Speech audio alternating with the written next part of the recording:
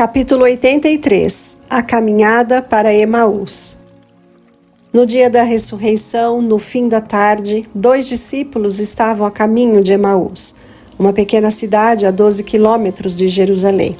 Esses discípulos tinham vindo para comemorar a Páscoa e ficaram perplexos demais com os eventos ocorridos. Eles tinham ouvido a notícia sobre a retirada do corpo de Cristo, como também um relato das mulheres que tinham visto os anjos e encontrado a Jesus. Voltando para casa, conversavam sobre as cenas do julgamento e da crucifixão. Nunca antes estiveram tão completamente desanimados. Durante a jornada, um estranho se uniu a eles, mas, de tão absortos que estavam em sua tristeza, não se preocuparam em observá-lo mais detidamente. Eles continuaram a expressar seus pensamentos e a discutir as lições que Cristo havia ministrado, as quais pareciam incapazes de compreender. Jesus desejava confortá-los. Ele entendia as ideias contraditórias que os deixaram confusos e pensativos. Poderia aquele homem que permitiu ser tão humilhado ser o Cristo? Eles choravam.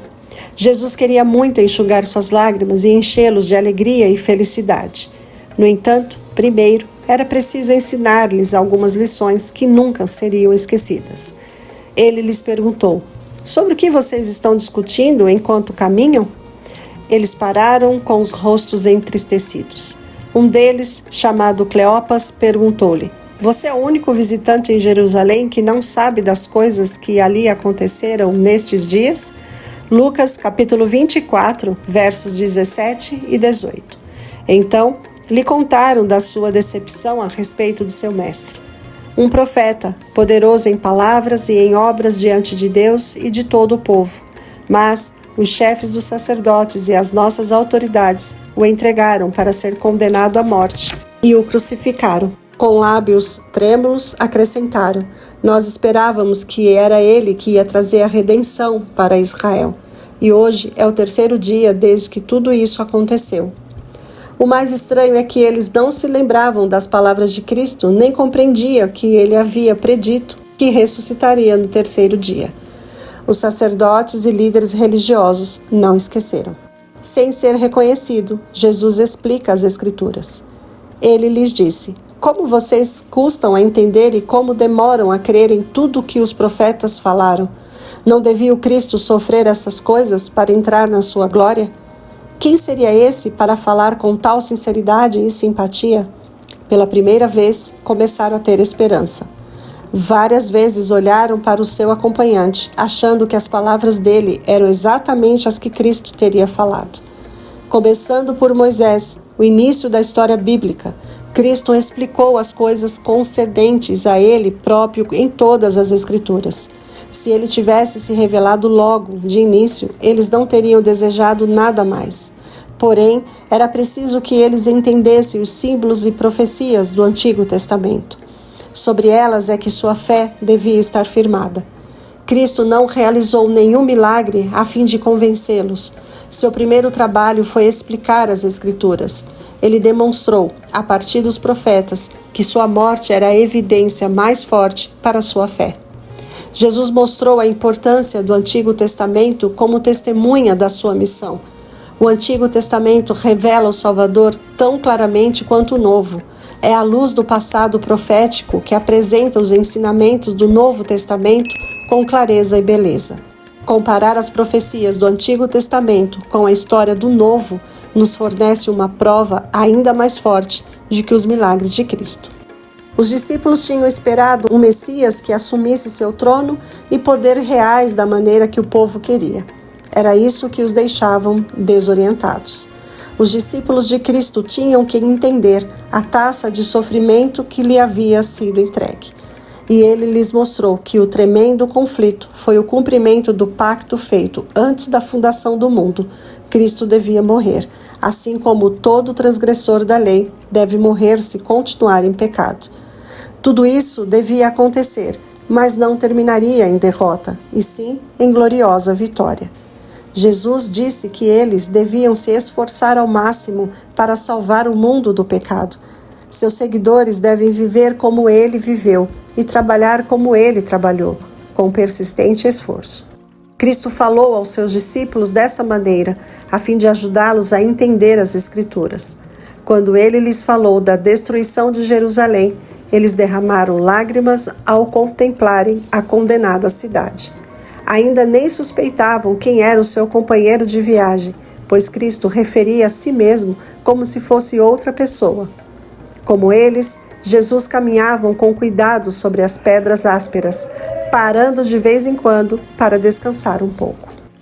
O coração deles foi atraído para o estranho. Durante a viagem, o sol tinha se posto, e os lavradores dos campos já haviam deixado seu trabalho. Quando os discípulos estavam para entrar na casa deles, o estranho deu a entender que continuaria sua viagem.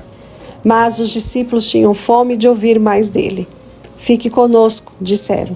Ele não aceitou o convite imediatamente. Então eles insistiram. "A noite já vem, o dia já está quase findando." Cristo cedeu a esse pedido e entrou para ficar com eles. Se os discípulos não tivessem insistido no convite, não teriam sabido que o seu companheiro de viagem era o Senhor ressuscitado. Cristo nunca força sua companhia junto a alguém. Com alegria, ele entrará na mais modesta casa, mas se os residentes forem indiferentes e não lhe pedirem para que fique, ele seguirá adiante. Logo os discípulos prepararam um jantar simples e o serviram diante do convidado, que havia se sentado à cabeceira da mesa. Foi então que ele estendeu as mãos para abençoar o alimento, exatamente da mesma forma que o mestre costumava fazer. Os discípulos ficaram atônitos, olharam de novo e viram a marca dos pregos em suas mãos. Os dois exclamaram: "É o Senhor Jesus." Eles se levantaram para se prostrar a seus pés, mas ele desapareceu. Olharam para o lugar que tinha sido ocupado por aquele cujo corpo tinha estado recentemente na sepultura e disseram um para o outro: "Não estavam ardendo os nossos corações dentro de nós enquanto ele nos falava no caminho e nos expunha as Escrituras?" Com essa grande notícia para dar, seu cansaço e fome desapareceram. Eles deixaram o jantar sobre a mesa, intacto, e saíram correndo pelo mesmo caminho pelo qual vieram, para levar as novas aos discípulos na cidade. Subiram as encostas íngremes, escorregaram nas rochas lisas, pois queriam ir o mais rápido que podiam usar. Perderam-se pelo caminho, mas se acharam novamente. Algumas vezes correndo, outras tropeçando, eles foram depressa, e seu companheiro invisível ao lado deles por todo o caminho. A noite estava escura, mas o sol da justiça brilhava sobre eles. Era como se estivessem em um mundo novo. Cristo ressuscitou, dizia eles repetidas vezes. Precisavam contar para os que estavam tristes a maravilhosa história da caminhada para Emaús. Tinham que falar daquele que se unira a eles ao longo do caminho. Eles levavam a maior mensagem que já foi dada, as boas novas de que dependem as esperanças da família humana para este tempo e para a eternidade.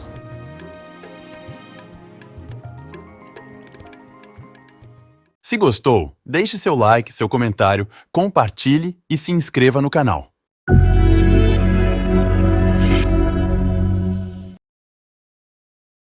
Conhece alguém que precisa de terapia? Alguém que está em depressão? Ansiedade? Estresse pós-traumático? Entre muitos outros traumas e problemas de ordem emocional ou psicológicos? Entre em contato hoje mesmo com os terapeutas Marcelo ou Nadi. Diga que assistiu o vídeo e ganhe uma consulta grátis.